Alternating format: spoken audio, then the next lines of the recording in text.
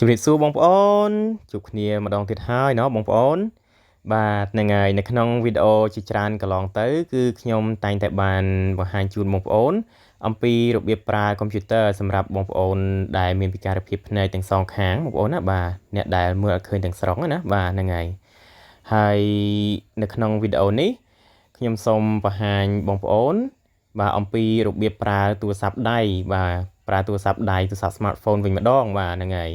សម្រាប់បងប្អូនពិការភ្នែកណាបងប្អូនបាទអ្នកដែលមើលអត់ឃើញទាំងស្រុងអញ្ចឹងណាបាទហ្នឹងហើយប្រើកុំព្យូទ័រគឺមាន keyboard បាទមានគ្រាប់ key មានអីបាទអាចប៉ះបានអាចដឹងទីតាំងអីចឹងបាទរៀងស្រួលអញ្ចឹងណាបាទប៉ុន្តែសម្រាប់ទូរស័ព្ទដៃនោះគឺប្រើយ៉ាងម៉េចទៅបងប្អូនពិការភ្នែកបាទផ្ទៃអេក្រង់រាបស្មើអញ្ចឹងណាបាទហ្នឹងហើយកញ្ចក់រាបស្មើអញ្ចឹងអត់មាន keyboard អត់មានអីចឹងណាបងប្អូនបាទហ្នឹងហើយចឹងនៅក្នុងការប្រើបាទទូរស័ព្ទដៃក៏មិនខុសអីពីប្រើកុំព្យូទ័រដែរគឺជនពិការភ្នែកបាទពួកគាត់តែងតែត្រូវការពឹងផ្អែកទាំងស្រុងទៅលើកម្មវិធីបាទ screen reader បាទ screen reader software បាទកម្មវិធីអានអេក្រង់ហ្នឹងបងប្អូនបាទហ្នឹងហើយប៉ុន្តែគ្រាន់ថាកម្មវិធីអានអេក្រង់សម្រាប់កុំព្យូទ័រហើយនិងសម្រាប់ទូរស័ព្ទដៃគឺខុសគ្នាបាទខុសគ្នាបាទមានឈ្មោះខុសគ្នាហើយមុខងារក៏ខុសគ្នាដែរអញ្ចឹងណាបងប្អូនបាទហ្នឹងហើយសម្រាប់ទូរស័ព្ទដៃគឺយើងមានកម្មវិធីអានអេក្រង់មួយចំនួនបាទ screen reader មួយចំនួនបាទដូចជា TalkBack បាទ TalkBack នេះគឺវាមានស្រាប់នៅក្នុងម៉ាស៊ីនកុំព្យូទ័រតែម៉ាស៊ីនទូរស័ព្ទដៃតែម្ដងបងប្អូនបាទប្រព័ន្ធទូរស័ព្ទដៃបាទហៅ built in ណាបងប្អូនបាទ built in នៅក្នុងនឹងស្រាប់តែម្ដងអញ្ចឹងណាបាទអញ្ចឹងមាននៅគ្រប់ទូរស័ព្ទដៃតែម្ដងបាទទូរស័ព្ទបងប្អូនប្រើប្រាស់រាល់ថ្ងៃហ្នឹងក៏មានដែរកម្មវិធីអានសំឡេងហ្នឹងបាទ TalkBack ហ្នឹងបាទក្រៅពីនោះគឺយើងមានកម្មវិធីផ្សេងទៀតបាទដូចជាសួរបាទជាសួរហ្នឹងគឺខ្ញុំកំពុងតែប្រើ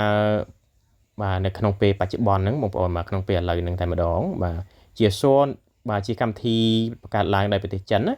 បាទមានឈ្មោះជាភាសាចិនហើយបើសិនជាភាសាអង់គ្លេសគឺយើងនិយាយថា commentary បាទ commentary បាទហ្នឹងហើយអាហ្នឹងគឺជាកម្មវិធី screen reader បាទសម្រាប់ទូរស័ព្ទបាទហើយមួយទៀតគឺកម្មវិធី Prudent Screen Reader បាទ Prudent Screen Reader បាទខ្ញុំធ្លាប់បានប្រើម្ដងដែរកាលពីមុនអញ្ចឹងណាបងប្អូនបាទហ្នឹងហើយអញ្ចឹងបាទកម្មវិធីជាទូទៅកម្មវិធីដែលដំឡើងពីក្រៅមកដូចជាសួរបាទ Prudent Screen Reader អីគឺមានមុខងារបាទមានមុខងារសម្បូរបែបជាងកម្មវិធី TalkBack បាទដែលជាកម្មវិធីមានស្រាប់នៅក្នុងប្រព័ន្ធហ្នឹងបងប្អូនបាទហ្នឹងហើយចឹងហើយបានជាខ្ញុំចូលចិត្តជ្រើសរើសបាទតម្លើងកម្មវិធីពីក្រៅមកប្រើអញ្ចឹងហ្នឹងហើយបាទឥឡូវនេះគឺខ្ញុំសូមបង្ហាញបងប្អូនអំពីរបៀបប្រើតែម្ដងបាទរបៀបប្រើទូរស័ព្ទដៃសម្រាប់បាទជនពិការហ្នឹងគឺប្រើយ៉ាងម៉េចបាទអញ្ចឹងបាទគ្រាន់តែយកម្រាមដៃបងប្អូនបាទបងប្អូនដែលជាជនពិការភ្នែកហ្នឹងគឺពួកគាត់តែងតែយកម្រាមដៃប៉ះទៅលើអេក្រង់ហ្នឹងទៅបាទ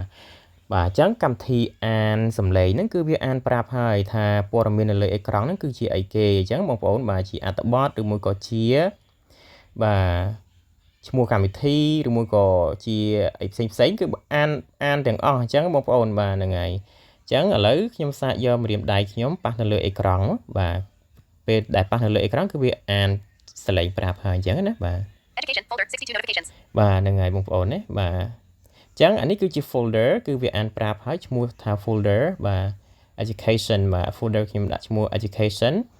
ចឹងនៅក្នុងការចុចបាទនៅក្នុងការចុចគឺនៅពេលដែលប៉ះចំកន្លែងអីមួយហើយវាអានហើយគឺយើងត្រូវចុច2ដងប៉ះ2ដងបងប្អូនឥឡូវខ្ញុំចុច2ដង Telegram folder open page 1 of 1បាទអញ្ចឹងនៅក្នុងហ្នឹងគឺមានច្រើនកម្មវិធីដែលខ្ញុំបានដាក់ទុកនៅក្នុង folder ហ្នឹងបងប្អូនណាបាទបាទបងប្អូនស្ដាប់ទៅបាទឃើញមានច្រើនបាទហ្នឹងហើយអញ្ចឹងឥឡូវខ្ញុំចុច home មកវិញឲ្យវាមកទីពតដើមវិញបាទអញ្ចឹងប៉ះកន្លែងណាគឺវាអានកន្លែងបាទនេះគឺ Google Productivity អីចឹងទៅបងប្អូនបាទហើយចង់ចុចគឺចុច2ដងអញ្ចឹងទៅបាទចុច double tap គឺចុច2ដងបងប្អូនបាទហ្នឹងហើយចឹងហ្នឹងហើយបងប្អូននៅក្នុងការប្រើទូរស័ព្ទហ្នឹងគឺងាយបែបអញ្ចឹងទេអត់មានពិបាកអីទេសម្រាប់បងប្អូនពិការភ្នែកគ្រាន់តែយកម្រាមដៃប៉ះទៅលើអេក្រង់ទៅបាទគឺអាចអានបាទកម្មវិធីអានអេក្រង់ហ្នឹងគឺអានប្រាប់ បាទព័ត៌មានហើយអញ្ចឹងបងប្អូនបាទហ្នឹងហើយតែគ្រាន់តែថារៀងយឺតជាងបងប្អូនអ្នកមើលឃើញធម្មតាអញ្ចឹងណាបាទมันបានលឿនដូចពួកគាត់ទេបងប្អូនណាបាទដោយសារតែត្រូវស្ដាប់បាទកម្មវិធីអានប្រាប់ព័ត៌មានហើយបានត្រូវធ្វើយ៉ាងម៉េចបន្តទៀតបាទហើយសម្រាប់កម្មវិធីអានអេក្រង់បាទនៅក្នុងទូរស័ព្ទដៃនោះក៏អាចប្រើ keyboard បានដូចគ្នាដែរបងប្អូនបាទគឺមានមុខងារអាចប្រើ keyboard បាទជួនកាលបងប្អូនខ្លះគាត់ចូលចិត្តយក keyboard មកបាទភ្ជាប់ជាមួយទូរស័ព្ទអីចឹងណាបាទខ្ញុំធ្លាប់ប្រើដែរបាទបើមិនចឹងទេគឺមាន keyboard ហៅ Bluetooth keyboard បាទភ្ជាប់ជាមួយគ្នានឹងទៅបាទហើយគេមាន shortcut សម្រាប់បាទណែនាំឲ្យយើងប្រើអញ្ចឹងបងប្អូនបាទហ្នឹងហើយនៅក្នុងវីដេអូក្រោយៗទៀតខ្ញុំនឹងបង្ហាញជូនបងប្អូនទាក់ទងទៅនឹងការប្រើប្រាស់កម្មវិធីផ្សេងៗបាទពាក់ព័ន្ធទៅនឹងទូរស័ព្ទដៃបាទហ្នឹងហើយអាចបាទបង្ហាញជូនបងប្អូនទាក់ទងនឹងការប្រើបាទ Talkback អីចឹងបងប្អូនបាទជា basic ជាបាទកម្មវិធីដំបូងដែលមាននៅក្នុងទូរស័ព្ទដៃបាទប៉ុន្តែភ្លេចជម្រាបជូនបងប្អូនដែរបាទកម្មវិធីទាំងអស់ហ្នឹងគឺប្រើបានតែសម្រាប់ Android ទេបាទសម្រាប់ iOS គេមានបាទ screen reader មួយទៀតគឺឈ្មោះថា Voice Over បងប្អូនណាបាទសម្រាប់ទូរស័ព្ទ iPhone ណាបាទប៉ុន្តែខ្ញុំអត់ដែរមានបទពិសោធន៍ទាក់ទងនឹងការប្រើប្រាស់ iPhone អីនោះទេបាទខ្ញុំប្រើតែ Android បាទអញ្ចឹងប្រើតែប្រព័ន្ធប្រតិបត្តិការ Android អញ្ចឹងបងប្អូនបាទហ្នឹងហើយអញ្ចឹងអត់ដែរបាទដែរបានស្វែងយល់ទាក់ទងនឹងការប្រើប្រាស់ទូរស័ព្ទ iPhone ទេបាទហ្នឹងហើយបាទអញ្ចឹងនៅក្នុងវីដេអូក្រោយៗទៀតខ្ញុំនឹងបាទចែករំលែកចំណេះដឹងទាក់ទងនឹងការប្រើកម្មវិធីផ្សេងៗនៅក្នុងទូរស័ព្ទហ្នឹងបងប្អូនបាទហ្នឹងហើយបាទវីដេអូលើកក្រោយខ្ញុំអាចសារ៉េល្បឿនអានរបស់ទូរស័ព្ទហ្នឹងរៀងយឺតបន្តិចដោយសារតែបាទបងប្អូនបានស្ដាប់មិញគឺលឿនខ្លាំងមែនតើបងប្អូនណាបាទខ្ញុំដាក់បាទសារ៉េល្បឿនលឿននេះដោយសារតែបាទចង់ទទួលបានព័ត៌មានលឿនពីទូរស័ព្ទអញ្ចឹងណាបងប្អូនបាទសម្រាប់ខ្ញុំអាចប្រើបានអញ្ចឹងបើសម្រាប់បងប្អូនបើសិនជា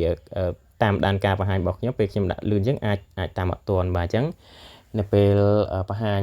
តាក់ទងនឹងការប្រើប្រាស់កម្មវិធីលើកក្រោយទៀតបាទខ្ញុំអាចដាក់បាទយឺតជាងនេះអញ្ចឹងណាបងប្អូនបាទហ្នឹងហើយអញ្ចឹងសូមអរគុណបងប្អូនទាំងអស់គ្នាដែលបាន